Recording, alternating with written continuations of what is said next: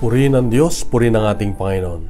Alam mo ba na anumang katanungan meron ka, mga bagay na hindi mo naunawaan sa buhay, kung ito'y idudulog mo sa Diyos, siguradong meron siyang kasagutan.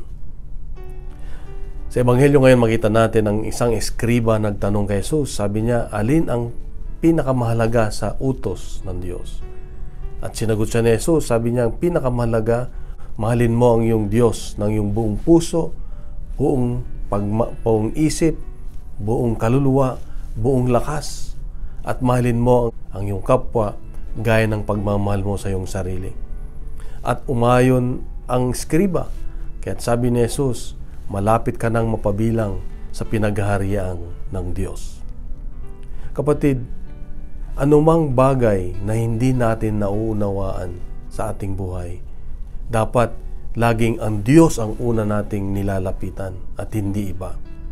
Sapagkat ang Diyos ay alam ang lahat, Siya ang may likha ng lahat, Siya ang nakakaalam ng pinakamagandang solusyon, kasagutan sa ating mga katanungan. Kaya nga, ang tinitignan ng Diyos sa atin pag tayo may katanungan ay yung kababaang loob natin, kababaang loob. Yung bang aaminin mo na wala kang alam, aaminin mo na ang Diyos lang ang nakakaalam, at siguradong papatnubayan ka ng Diyos, gagabayan ka ng Diyos at sasabihin niya yung totoong kasagutan sa iyong katanungan. Sa Ebanghelyo sabi niya, malapit ka nang mapabilang sa pinagharian ng Diyos. Sabi ko, bakit kaya malapit na?